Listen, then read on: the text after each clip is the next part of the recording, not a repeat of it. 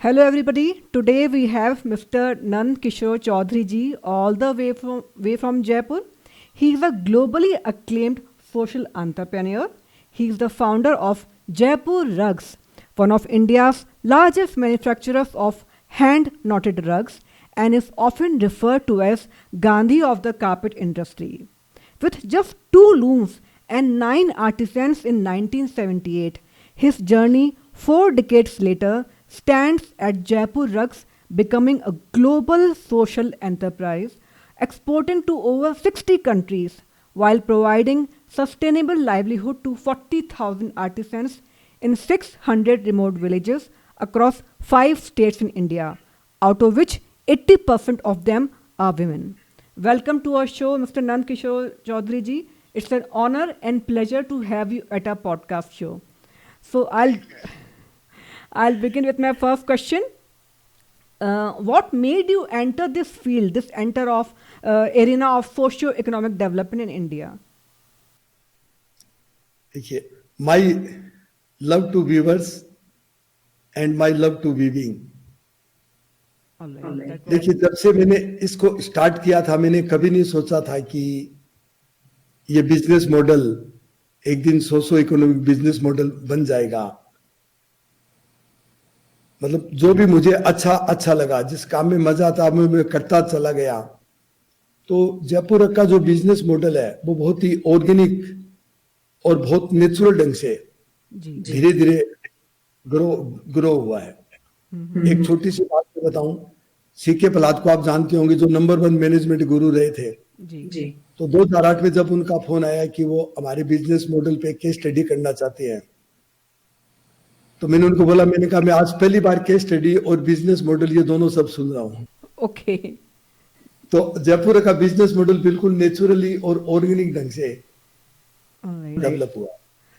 तो सर, आपने शुरुआत जयपुर से ही की थी. आप कहाँ से, किस शहर से आपने शुरुआत करी? मैं क्या चूरू का रहने वाला हूँ.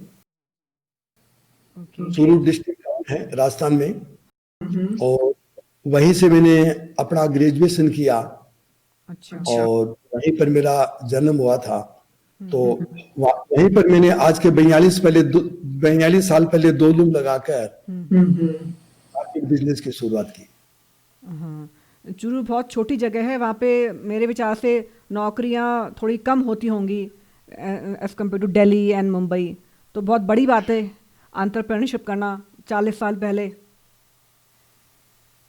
और मेरे को तो उस वक्त बैंक में कैशियर की नौकरी भी मिल गई थी, जिसको ज्वाइन नहीं किया मैंने बैंक को धन्यवाद का पत्र लिखा कि आपने इस लायक समझा मेरे को. Oh, very nice. So you gave up one job to do entrepreneurship. Very very brave. सब लोगों के पास इतनी हिम्मत नहीं होती है कि अपनी बैंक की लगी लगाई नौकरी छोड़ के चले जाए एंटरप्रेन्योरशिप में. बिल्कुल जी. तो आज आप इतने सारे आर्टिसंस के साथ में काम करते हैं. आप किस तरीके से उनसे काम करवाते हैं? बिकॉज बहुत छोटी जगह से हैं, तो उन्हें किस तरह से मोटिवेट करते हैं? कुछ बताइए इसके बारे में सर. देखिए, जब से मैंने इस काम को शुरू किया था, I saw all our artisans as a human being. Okay. और जो क्रिएटिविटी का जहां तक सवाल है, दे ऑलरेडी क्रिएटिव. तो जब आप अपने काम को प्रेम करेंगे, इंसान को प्रेम करेंगे, तो वो इतना ओवरफ्लो होता है कि दैट मोटिवेट्स देम. आपको मैं बताऊं कि उनकी क्रिएटिविटी के बारे में, अभी 2014 में हमने एक मनचाहा प्रोजेक्ट शुरू किया और हमारे आर्टिजन को बोला कि आप बहुत क्रिएटिव है, भले आप डिजाइन स्कूल में नहीं गए, आपने प्राइमरी एजुकेशन नहीं ली, तो हमने उनको बोला आप अपने खुद के डिजाइन के कारपेट बनाइए. और आज वो प्रोजेक्ट इतना सक्सेस हुआ कि पिछले 3 साल में उनके डिजाइन को 7 ग्लोबल अवार्ड मिल चुके हैं. Very nice. Very good. इसके अलावा हम उनको जो ट्रेनिंग देते हैं, जो कारपेट स्किल को बिल्कुल नहीं जानते, उनको सबसे पहले स्किल सिखाते हैं. फिर जो पुराने जो वीवर्स हैं उनको स्किल अपग्रेडेशन की ट्रेनिंग देते हैं. और फिर जो सबसे बड़ा जो काम करते हैं वो है उनका माइंडसेट चेंज करना. उनका माइंडसेट चेंज करके उनकी लीडरशिप डेवलपमेंट की ट्रेनिंग देते हैं। All right. तो ये कितने दिनों में सीख लेते हैं लोग कारपेट को, carpet weaving? If I come to you, if I am living in a village and I want to earn some money, तो how should I approach you? मैं आपको किस तरीके से आपके साथ जुड़ सकते हैं? देखिए, कारपेट में जो नोट जो लगती है, तो नोट लगाना तो करीब 3 महीने में सीख लेते हैं। ओके। लेकिन वो एक जो पूरा एक स्किल्ड वीवर बनने के लिए कम से कम उसको 12 महीने लगते हैं। 12 महीने के बिना उसमें वो स्पीड नहीं आ सकती। जी। तो आप मान लीजिए एक पूरा अच्छा स्किल वीवर बनने के लिए 12 महीने का समय लग जाता है। अच्छा, और हम कहीं से भी आपको ज्वाइन कर सकते हैं, जैसे कि I am in South India right now, so I can be a part of your organisation even if I am living here, कि आप केवल राजस्थान के लोगों को ही अपॉर्चुनिटीज देते हैं, ऐसा? नहीं, देखिए, हमारे जैसे आपने बताया कि हमारे 5 स्टेट में जो काम है जी। और जिस रीजन में जिस एरिया में काम है जी। उस एरिया में हमारे ब्रांच ऑफिसेज होते हैं। ओके। उसमें हमारे ब्रांच मैनेजर्स होते हैं, क्वालिटी सुपरवाइजर रहते हैं, जो वीवर के घर पे जाके उनके काम का सुपरविजन करते हैं, रॉ मटेरियल प्रोवाइड करते हैं, सारी ट्रेनिंग्स वगैरह देते हैं। तो हम उसी रीजन में ज्यादा काम करते हैं जिस रीजन में ऑलरेडी हम लोग हैं। किसी नए रीजन में जाके बिजनेस को स्टार्ट करना ये एक बहुत डिफिकल्ट हो जाता है। उसके लिए फिर पूरा एक अच्छी खासी प्लानिंग चाहिए। जी। Sir, I have a curious question. You are saying कि आपकी बैंक की नौकरी लग गई थी और आपने ये फील्ड चुनी, तो आपने रग वीविंग ही क्यों चुना? Why not any other profession? देखिए, क्या है कि हर कंपनी की एक कोर होती है। जैसे मैंने बोला, मेरी कोर थी कि my love to weavers and my love to weaving. Okay. तो हर कंपनी की एक कोर होती है जी। और उस कोर में वो कंपनी जितनी ज्यादा डीपर जाती है, the deeper you go into your core, you are making harder and harder for your global competitors to copy you. तो हमारी जो कोर है वो जो वीवर्स की जो क्रिएटिव कैपेबिलिटीज है उनको इनहांस करना, उसको डिग्निफाई करना। जी।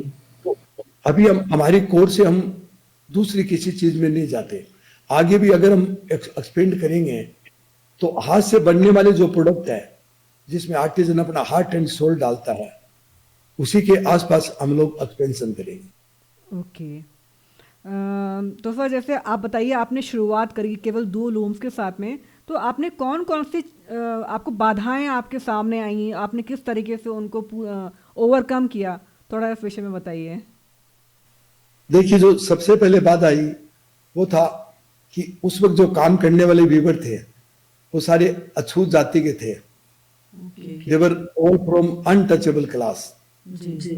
तो घर वाले बोले, मोहल्ले वाले बोले, सगे संबंधी बोले कि हम आपको ये वाला काम नहीं करने देंगे क्योंकि आप तो इन लोगों के साथ काम करते हैं।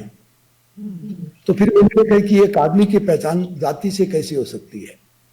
एक आदमी की पहचान तो उसके कर्मों से होनी चाहिए। तो सबसे पहले प्रॉब्लम आई मुझे अनटचेबल वाली। जी। जो दूसरी जो सबसे बड़ी प्रॉब्लम मैंने फेस की कि ऐसे लोगों का मिलना बड़ा मुश्किल रहा मेरी जिंदगी में। They are totally aligned with the purpose of Jaipur and the values of Jaipur. जी। ओके। तो फिर आपने बाहर देश विदेश में बाहर कब आपने इसका विक्रय शुरू किया, कब आपने बेचना शुरू किया? मैंने क्या, देखिए, जब इस धंधे की शुरुआत 2 लूम लगा के शुरू में की थी, मैंने शुरुआत की थी 5,000 रुपए अपने पिताजी से लोन लेके इस धंधे की शुरुआत की थी मैंने। तो and I started as a contractor manufacturer. मैं जॉब वर्क करता था और कारपेट एक्सपोर्टर को मैं देता था और ये काम मैंने 9 साल तक किया। अच्छा। फिर 9 साल के बाद मैं जयपुर आया और अपने भाई के साथ मिलके मैंने एक्सपोर्ट कंपनी की शुरुआत की। और फिर 99 में अपने भाई से अलग होके जयपुर कंपनी की मैंने जीरो से शुरुआत की। ओके। और आज हम लोग करीब 60 देशों में इस कारपेट का एक्सपोर्ट करते हैं। Very good. मैं आपसे जानना चाहूँगी कि आपके पास क्या संदेश है ऐसे एंटरप्रेन्योर्स के लिए जो अपना खुद का काम शुरू करना चाहते हैं? बिकॉज कई बार इन लोगों को अपने परिवार से, अपने मित्रों से बहुत कुछ नेगेटिव सुनने को मिलता है कि नौकरी कर लो और तुम्हें क्या ज़रूरत है नया अपना काम शुरू करने की। मैं ऐसे बहुत लोगों से मिलती हूँ, तो आप ऐसा कुछ संदेश दें उन लोगों को प्लीज़ सर। देखिए, कोई भी जब अपना बिजनेस शुरू करेगा या अपने काम के शुरू करेगा, सफलता उसी आदमी को मिलेगी जो अपने पैशन को जानता है। सबसे पहले तो डिफाइन योर सेल्फ कि आप क्या हैं, आपका पैशन क्या है, एंड फॉलो योर पैशन। तो जितना आप उस पैशन में गहरा जाएंगे उतनी ही सफलता अपने को अच्छी मिलेगी। और फिर पैशन का भी ये है कि ज्यादातर जो यंग एंटरप्रेन्योर होते हैं वो पैशन में इतना गहरा चले जाते हैं, इतनी जल्दबाजी होती है उनको जल्दी से सब कुछ पाने की, तो their passion converted into the fever. Passion should be converted into the compassion. Very nice. थोड़ा सा पेशेंस होना चाहिए या और passion is extremely very important. You complete right sir. Sir आप इतने सालों से हैं इस फील्ड में, कोई do you want to share any interesting story with our viewers, any anecdote about your artisan, about your client, anything? देखिए, सबसे पहली स्टोरी तो मैं आपको बताना चाहूंगा कि जब मैं बीकॉम के लास्ट ईयर में था तो एक दिन हमारे बिजनेस एडमिनिस्ट्रेशन के प्रोफेसर क्लास में आए और बड़े स्ट्रिक्ट प्रोफेसर थे वो। तो उन्होंने क्लास में आके बोला, ये रोल नंबर किसका है? तो रोल नंबर मेरा था। तो बोला, खड़े हो? तो मैं खड़ा हुआ। तो बड़े स्ट्रिक्ट प्रोफेसर, तो मैंने सोचा आज कुछ पनिशमेंट देंगे। फिर मैंने सोचा कि मैंने कुछ ऐसी गलती तो की नहीं, मिस्चीवियसनेस तो की नहीं, किस चीज का पनिशमेंट देंगे। फिर उन्होंने अपने हाथ में एक कॉपी निकाली और पूरे क्लास में सबको दिखाई कि देखिए इस लड़के ने क्या लिखा है। सवाल था कि what is the definition of business. मैंने जो जवाब दिया वो था, business is next to love, it is the creator and preserver of civilisation. तो प्रोफेसर बोले, ये लड़का एक दिन यूनिक बिजनेसमैन बनेगा। Very interesting, very very very nice. और एक स्टोरी और बताना चाहूं। जी जी बताइए।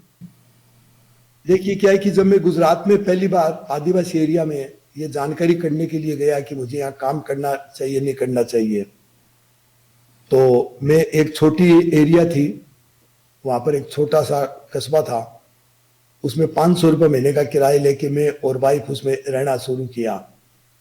तो एक बार गांव के कुछ लोग मिलने के लिए आए, 2 लोग मिलने के लिए आए। गांव के सरपंच थे, उनके साथ एक और थे। तो वाइफ ने उनके लिए खाना बनाया। तो जब वो खाना खाने लगे तो वाइफ को मैंने बोला, मेरी भी थाली लगा दो। तो वाइफ मेरे को बोली कि कैसे लगा दूं, घर में थाली तो 2 ही है, जब ये खा के उठेंगे फिर मैं आपके लिए लगाऊंगा। तो आपको बताना चाहूंगा कि अगर आपका मकसद क्लियर है तो बिना साधन के भी आप सफल हो सकते हैं। Very nice. आजकल अभी आप जयपुर में हैं आप लोग, पहले चुरू से काम शुरू किया था, आपका जो रेजिडेंस है वो जयपुर में है? बिल्कुल जी, बिल्कुल जी। सर आप बहुत सक्सेसफुल आदमी हैं, तो जो मेरे व्यूअर्स हैं वो जानना चाहते हैं कि आपका दिन कैसे आप स्पेंड करते हैं, स्पेशली आप एक्सरसाइज कैसे करते हैं या आपके रूटीन कैसा है, जैसे मैं सीख सकूं और मेरे व्यूअर्स सीख सकें। तो आप बता सकते हैं कि आप अपने दिन की शुरुआत कैसे करते हैं ताकि हम भी वैसा ही करने की कोशिश करें, specially health routine I am talking about right now. देखिए, सुबह में दिन की शुरुआत करता हूँ इंट्रोस्पेक्शन से। ओके। इंट्रोस्पेक्शन का मतलब है, मैं सोचता हूँ कि कल मैंने जो काम किया वो मैंने आदत के वशीभूत होके कैसा किया, मतलब, और मैं काम करते वक्त मेरी कॉन्शियसनेस कैसी थी उसके बारे में मैं सोचता हूँ।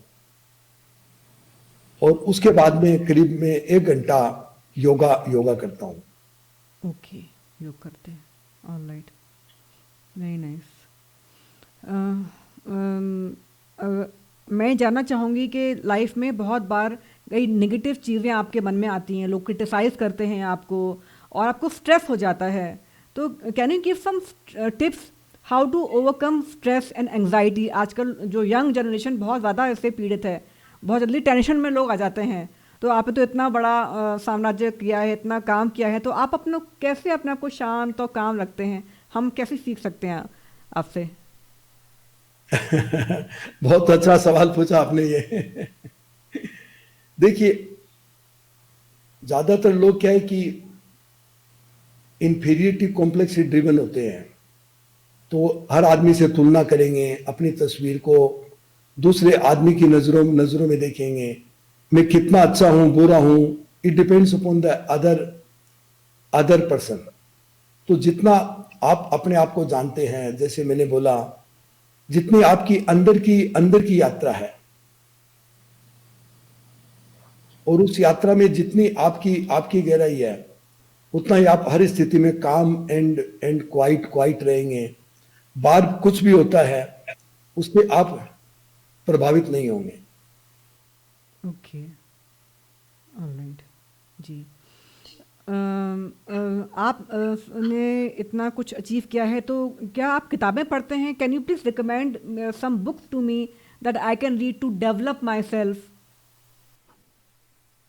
देखिए, एक तो मैं सबसे बड़ी जो बुक रिकमेंड करूंगा, जो मैं खुद भी पढ़ता हूं और हमारे काफी लोग जो आते हैं उनको भी हम लोग गिफ्ट भी देते हैं, वो है फाउंडर मेंटलिटी। ये बेन एंड कंपनी की अभी एक नई रिसर्च है जो 4-5 साल पहले हुई है। उसमें ये कि out of 1 million founder driven company, only 2 company crosses 100 million revenues. 10 lakh में 2 ही कंपनियां इतनी बड़ी क्यों होती है, बाकी कंपनियां छोटी छोटी क्यों रह जाती है? या तो छोटी रह जाती है, बंद हो जाती है। तो उनकी रिसर्च में उन्होंने कारण खोजा कि जो फाउंडर्स होते हैं वो अपनी कोर को, विजन मिशन को डिफाइन नहीं करते, और सेकंड जनरेशन को नहीं बता पाते, और फिर प्रोफेशनल को नहीं बता पाते, तो वो अनफोकस हो जाते हैं। तो सबसे ज्यादा मैं रिकमेंड करूंगा फाउंडर मेंटेलिटी को। दूसरी जो किताब है जो मैं पढ़ता हूं, जिसके बारे में मैं काफी चर्चा करता हूं, वो है थ्योरी यू। वो एक किताब है जो ओटो सामो ने लिखी है। उसमें उन्होंने बताया कि आज जो जितनी भी जो अपने जीवन की जो समस्याएं हैं, परिवार की जो समस्याएं हैं, अपने ऑर्गेनाइजेशन की जो समस्याएं हैं, ये समस्याएं हैं कि it is the failure of the system. क्योंकि जो सिस्टम डिजाइन किए गए हैं, it is based on the ego and power. आप किस तरह अपने आप में ट्रांसफॉर्मेशन ला सकते हैं, अपने सेल्फ में कैसे ट्रांसफॉर्मेशन ला सकते हैं, परिवार में कैसे ट्रांसफॉर्मेशन ला सकते हैं, और अपने ऑर्गेनाइजेशन में कैसे ट्रांसफॉर्मेशन ला सकते हैं। और उसी किताब में जो लिखे हुए है, लिसनिंग है, ऑब्जर्वेशन है, disconnect from the past, suspend the judgement, ये चीजों को हम हमारे ऑर्गेनाइजेशन में भी फॉलो करते हैं। Okay, very nice. तो आपके यहाँ जो ये सब काम करती हैं लेडीज़, ये बहुत ज़्यादा मेरे ख्याल से बहुत पढ़ी लिखी तो नहीं होंगी, तो आप उनके लिए भी कुछ उनको कुछ ट्रेनिंग प्रोग्राम से उनको पढ़ाते हैं? Apart from rugs, is there any other thing that is given to them by Jaipur rugs apart from only training in rug, like kind of holistic development और सम काउंसलिंग और व्हाटएवर? हाँ जी, हाँ जी। हमने क्या, देखिए, एक प्रोग्राम शुरू किया जयपुर रग फाउंडेशन में, वो था अल्टरनेटिव एजुकेशन प्रोग्राम। जी। तो इन औरतों को हम लोग लिखना सिखाते हैं, जिससे वो अखबार पढ़ सके, अपना हिसाब किताब कर सके। इसके अलावा अभी हमने पिछले 2 साल से एक नई ट्रेनिंग शुरू की है। वो ट्रेनिंग है सेल्फ मैनेजमेंट पे, मतलब how they can be self aware. क्योंकि एक इंसान से गलतियां तभी होती है जब उसमें सेल्फ अवेयरनेस नहीं होती है। तो हम हमारे जो व्यूअर्स हैं उनको सिखा रहे हैं, उनकी सेल्फ अवेयरनेस को बढ़ा रहे हैं, जिससे वो 0 defect, 0 wastage, 100% on time delivery carpet बना सके, and they can make their own decisions. और हमने देखा है कि इसके बाद उनमें इतना ज्यादा परिवर्तन आया है कि उनकी मेंटल हेल्थ में इतना सुधार हुआ है, उनकी हैप्पीनेस इतनी ज्यादा बड़ी है कि पिछले 8 से 10 साल में कितने हजारों लोगों ने, दुनिया भर के लोग उनसे कंटिन्यूस मिलने के लिए आते रहते हैं। अभी कोरोना की वजह से बंद है। हाँ। और वो जब देखते हैं तो वो सोचते हैं कि बिजनेस के माध्यम से कैसे एक इंसान को कैसे एक इंसान को मेंटल हेल्दी बनाया जा सकता है, कैसे एक इंसान को मतलब हील हील किया जा सकता है, कैसे एक इंसान को ट्रांसफॉर्म किया जा सकता है। ओके। एक क्वेश्चन मैं आपसे शायद पहले पूछ चुकी हूँ, लेकिन मैं दोबारा पूछना चाहूँगी कि अगर मैं एंटरप्रेन्योरशिप फील्ड में आना चाहती हूँ, मैं भी अपनी रग फैक्ट्री लगाना चाहती हूँ, या anything I want to manufacture some craft work, तो आप मुझे कुछ सीख दें इन नो कि मैं किस तरीके से अपने आप को इंस्पायर कर सकूँ, मोटिवेट कर सकूँ कि मैं उस फील्ड में आगे बढ़ती चली जाऊँ। What teachings you want to give me, quick tips जिसे आप कह सकते हैं। देखिए, मैं आपको, अगर कोई भी आदमी क्राफ्ट सेक्टर में आना चाहता है तो मैं उसको ये सलाह दूंगा कि सबसे पहले वो अपने आप को पहचाने कि उनकी क्राफ्ट में पेशन कितना है। ओके। जी क्योंकि वो इसलिए नहीं आए कि उसको क्राफ्ट का बिजनेस करना है, वो इसलिए उस धंधे में आए कि उसको क्राफ्ट के लिए पेशन है। जैसे मैंने आपको बताया था कि मेरा वीविंग में जो प्रेम था, जब मैंने इस धंधे को शुरू किया तो मैं दोपहर का खाना भी वीवरों के साथ ही बैठ के खाता था। जब सब लोग बोलते तो अनटचेबल है, मैं उनके बिना खाना खा ही नहीं सकता था। जी तो कोई भी बिजनेस को शुरू करने से पहले, कोई काम शुरू करने, उसका पैशन देखना बहुत जरूरी है। और फिर उसमें जो काम करने वाले लोग हैं जिनके साथ आप काम करोगे, उसके प्रति भी आपका प्रेम बहुत ज्यादा जरूरी है। People management, I think. हाँ जी, हाँ, ऑलराइट। क्योंकि कई बार लोग पेशेंस लूज कर देते हैं, थोड़ा क्रोध आ जाता है, लोगों को डांट देते हैं अपने काम करने, तो उससे शायद वर्क पे इफेक्ट पड़ता होगा। You have to be nice. मैं आपको बताऊं, देखिए, जब मैं दुकान पर, मैंने अपने करियर की शुरुआत की अपने पिताजी की दुकान पे, तो मैंने यही देखा है कि यहाँ तो चूर में तो जैसे आपने बोला ज्यादा बढ़ने का स्कोप नहीं था। तो मैंने देखा है कि मैं क्या हूँ, इस बात को जानूं, अपने पैशन को जानूं। तो मुझे यही समझ में आया कि मैं एक पीपल पर्सन हूँ। लोगों से मिलने में, बात करने में, समय गुजारने में बहुत मजा आता है। नेचर में मुझे समय गुजारने में मजा आता है। तो शायद मैं पीपल पर्सन होने की वजह से आज इतने सारे जो आर्टिजन हमारे इतने स्टेट में फैले हुए, जी इतना बड़ा मतलब एक ऑर्गेनाइजेशन बन पाया, because I was a people person. जी। बहुत अच्छा। सर, मेरे पास एक आखिरी क्वेश्चन है आपके लिए कि आप कोई हमारे व्यूअर्स को कोई मैसेज देना चाहते हैं। अब तक मैं अपनी तरफ से क्वेश्चन पूछ रही हूँ, लेकिन अगर आपको कोई उनको देना है मैसेज, तो आप प्लीज़ दें उनको। देखिए, मेरा यही मैसेज है कि जस्ट बी योरसेल्फ। आप जो हैं उसको पहचानिए और आप वही कीजिए। और आप जो है, आपका जो ऑथेंटिक सेल्फ है, उसको आपको खोना नहीं है। आपका जिस चीज में मन लगता है, और आपका सक्सेस क्राइटेरिया भी वही बनाइए जो आप हैं। किसी को देख के आप अपना सक्सेस क्राइटेरिया मत बनाइए। और एक अपनी इंफीरियरिटी कॉम्प्लेक्स की वजह से कोई काम मत कीजिए, क्योंकि अगर आप इंफीरियरिटी कॉम्प्लेक्स से काम करेंगे तो you are going to lose. आप हमेशा फ्रस्ट्रेटेड रहेंगे, परेशान रहेंगे। जी you should be driven by the compassion. Okay, very well said sir. Thank you so much sir. आपसे आज मैंने बहुत कुछ सीखा, एंड आई एम श्योर हमारे जो व्यूअर्स हैं, जो लिसनर्स हैं, वो बहुत कुछ सीखेंगे आपसे, और सीख रहे भी हैं हमेशा के लिए। Thank you so much for coming to our podcast show sir. Have a nice day. Thank you ji.